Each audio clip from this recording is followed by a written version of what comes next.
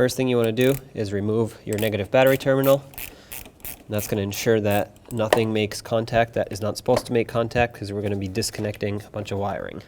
To start replacing this exhaust manifold, this one's on the driver's side. I'm going to start by disconnecting the exhaust pipe with the catalytic converter off of the manifold. If you look from underneath, you can pretty much see all 3 bolts right there. They're actually nuts on studs, so remove all 3 nuts. The nuts are 15 millimeters.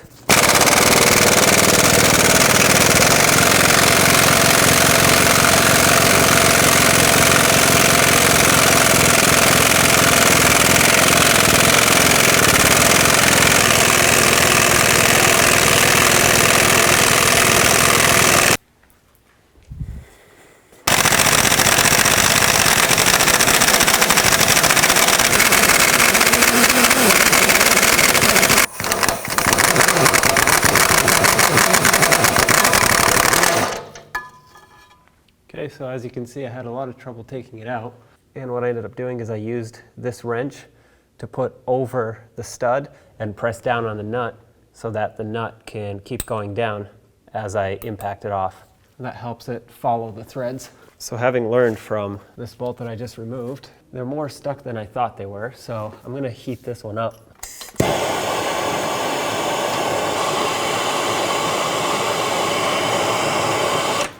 Alright, so I switched to a 3/8 socket and swivel, an extension. That seems to fit a little bit better, so let's try that.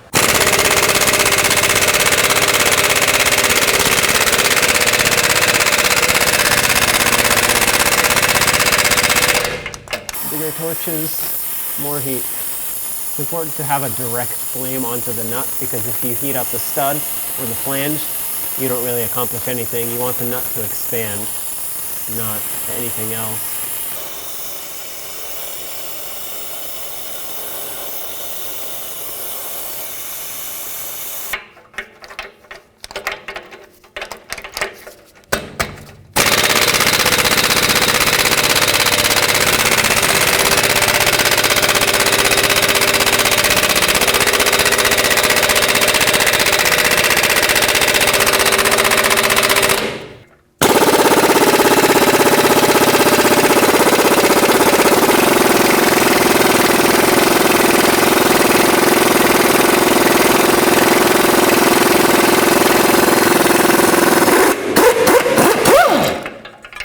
Okay, and the last one.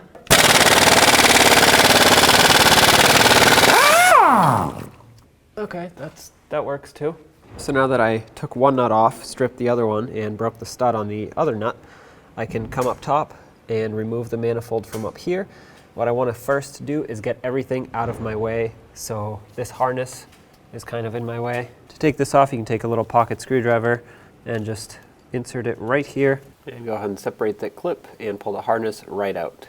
Next, with a 10mm socket, removes these 2 bolts that hold this bracket on. The next thing is to remove this nut right here, which holds the alternator wire on, and that's going to free up that harness even more. So remove the nut, remove the wire, and I'm going to put the nut back on so I don't lose it. The next thing I'm going to do is on this power distribution block mounting plate, I'm going to unclip this wire from the its mounting location, and then I'm going to unplug this connector over here, and then that's going to allow this wire to go up and over the power steering pump.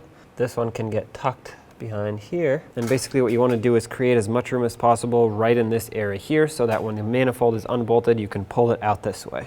The next thing I need to do is remove all of these spark plug wires, and it's easiest if they're stuck, which mine are, if you remove it off the coil, give it a few twists, and then pull it right off. I'll do the same for all of these right here. Twisting it breaks it free from the spark plug, because sometimes if you're just pulling on it, it's still stuck on there. Try to avoid pulling straight onto the wire.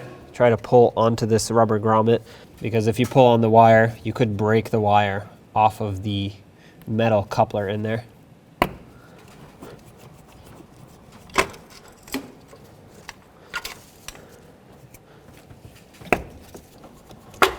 There we go.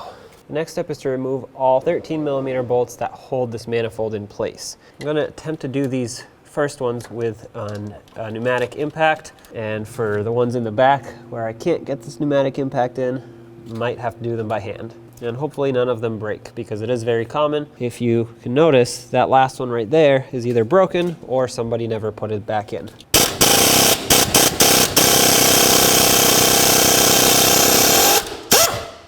Okay, so far so good. This one's kind of at an angle, so I'm gonna try and break it free with a ratchet. I try to put my gun in, it'll hit the steering shaft, so I'm gonna try and break this free with a ratchet first.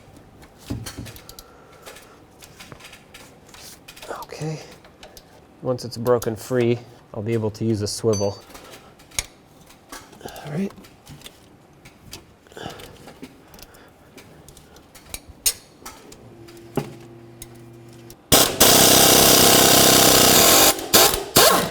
Also, if you're thinking about spraying them with rust penetrant, you can, but it's really not going to do anything to get into the head. So the best thing you could do if they're stuck is to heat it up, but you have to be very careful when you heat up aluminum heads, because you can damage them, warp them, melt gaskets here, and I mean, technically you don't really want to heat it up.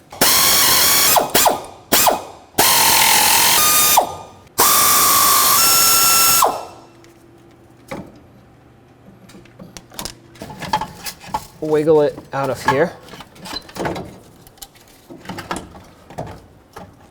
With the manifold up and out of my way, I can try to remove the steering shaft, but in my case, I know it's not going to come out. It's frozen. The collapsible part of it, which is in there, which allows the steering shaft to move in and out, is frozen. So it's not going to let me push this shaft up to unbolt it. The only other way to take the steering shaft out is to drop the steering column, which is a lot more work than what I'm about to do. And what I'm about to do is unbolt that motor mount, jack up the engine just a little bit, just enough to get clearance between the head and the steering shaft to take that flange out. That's the only thing stopping us. I can take all the runners out, but it gets stuck on that bottom flange right there. So 15mm bolts, 3 of them. I'm going to remove those and then jack up the engine.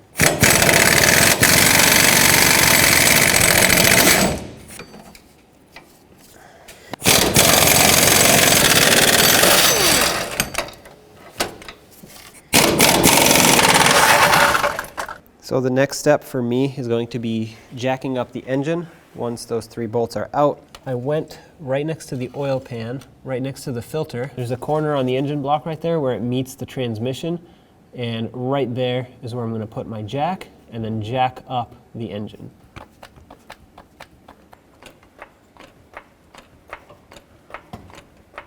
And as you can see, it's starting to separate. I don't want to go too far, just going to leave it at this. And now I can come in here and grab my manifold and slowly turn it and twist it until I can get it out past this steering shaft. There it is, and there's the manifold. So what I want to do at this point is clean up this area where the manifold's going to sit. So I'm going to use a wire brush first and get rid of the debris that's right on the surface here. And I'm doing this so I can ensure that the new gasket is going to seal up perfectly.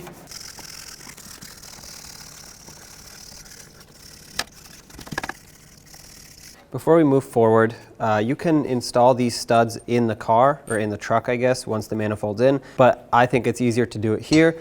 They have to go with the shorter thread into the manifold. The longer thread is going to stay out for the nut that goes through the flange. To install these, there are multiple ways, but what I'm going to do is I'm going to thread them on by hand. Then I'm going to install a nut backwards. Then I'm going to install a second nut. I'm going to snug these 2 together.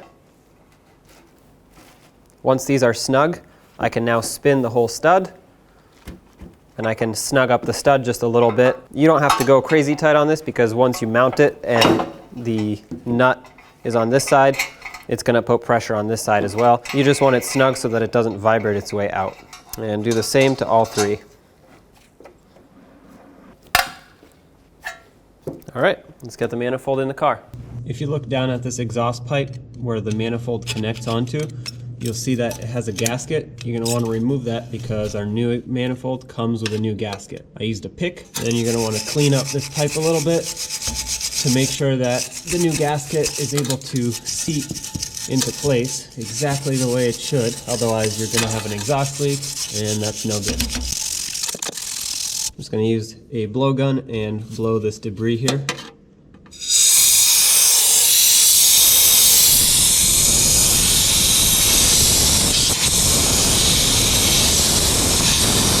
Before I put the manifold on, I'm going to go through the fender well and install this exhaust gasket here. This should be supplied with your manifold.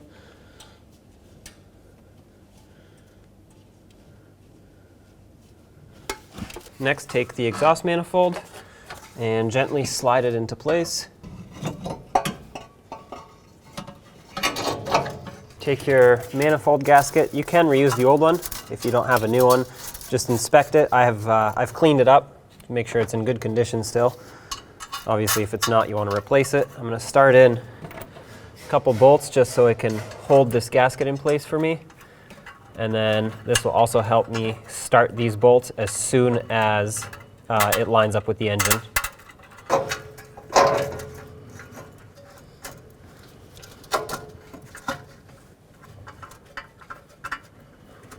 Okay, I have one bolt started, which means I can let go of that one and start in my other ones. Make sure the gasket is still lined up.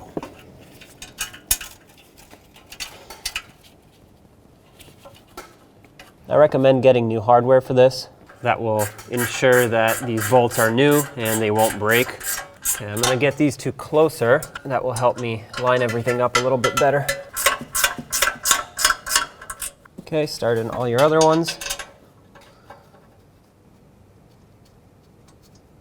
At this point, with the manifold lined up and pretty much secured, I'm going to lower the engine again, and that's going to help line up the rest of the bolts. For me, this one's not going in because the engine is sitting at a different angle than the rest of the exhaust, so lowering it will line everything up again.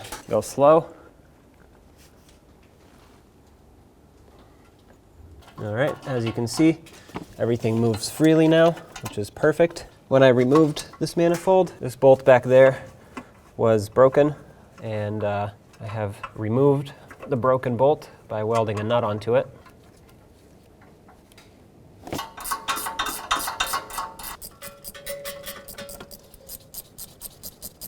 That one back there is the hardest bolt to start because it's right up against the firewall. You don't have any room whatsoever. I got it started. Now I'm going to snug them all up, starting from the center out, and then we'll torque them. I'm going to continue using my ratchet wrench because it's the most efficient tool that I can get in here. I'm just going to go for slightly snug, and then I'm going to come back and do a second pass with the wrench, and then we'll torque them. I'm going to go ahead and tighten them up with the wrench now. Still from the middle, working my way out.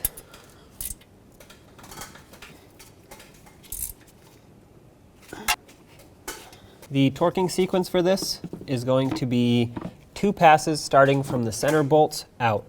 First pass is going to be 11 foot-pounds and the second 18 foot-pounds. So I'm going to start with the first pass at 11 foot-pounds, starting from the middle.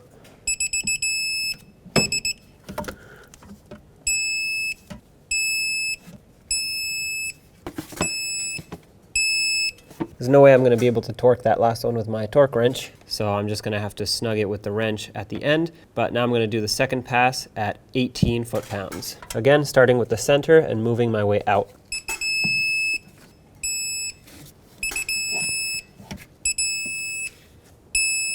And now I'm just going to take a long wrench and make this one nice and tight. Now it's time to put the motor mount bolts back in. If you remember, 2 of mine broke, so I pulled them out. There are 2 through bolts. If you go down underneath the truck, this plate has 2 through bolts. Take those out, and with the engine jacked up, you can remove the whole plate, and then you can just pull the bolts out from the other side. And then I found 2 bolts that are the same grade. It's important to have the same grade bolt so that it can hold up to what it was meant to hold up to. Go ahead and snug these up, make them nice and tight.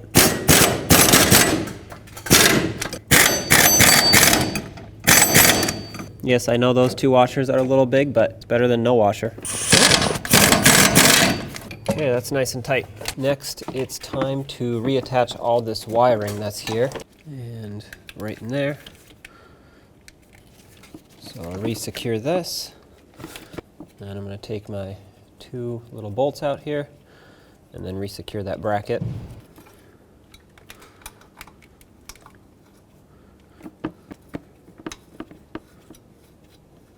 And with a 10mm, snug these up. Plug in this temperature sensor here. Make sure it clicks. Next, I'm going to install the spark plug wires I'm going to put a little bit of dielectric grease on both ends. That's going to allow the wires to not get stuck like they were when I wanted to remove them.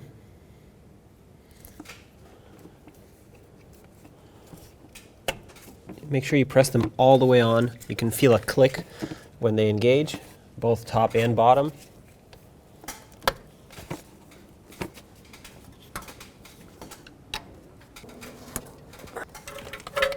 For the spark plug wire, I'm coming through the fender well, and it's easiest to push it from here. There you go. Make sure it's properly secured. You can give it a tug to double check. Secure the main harness here. And then I'll put on the alternator power wire. Snug this up and make sure the wire doesn't turn when you snug up the nut. Sometimes that happens, so I'm going to hold it. Yeah, see, it wants to turn. Don't over tighten these because they're delicate. And to prevent corrosion, I'm going to put just a little bit of silicone paste on here. And then once the boot goes over, it's going to ensure that no water makes its way onto this connection. There we go. Last but not least, once you've made sure that everything else is properly secured, you can reattach your negative battery terminal and snug it up. All right. Next, I'm going to start on my mounting nuts that go here on the catalytic converter pipe.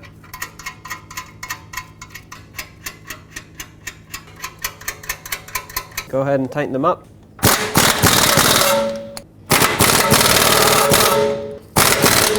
And here's that tricky one that gave me trouble when I removed it. What I have to do is go in with a 3/8 socket and extension and swivel adapter because they're smaller, so they fit in here. Okay, that's nice and tight. Double check them all. And just like that, you are done. Now you want to start up the truck and check for exhaust leaks. You want to check at this flange for exhaust leaks, but also up at the manifold. If you have any, it's probably a gasket that's leaking, so it's going to have to be either adjusted or replaced.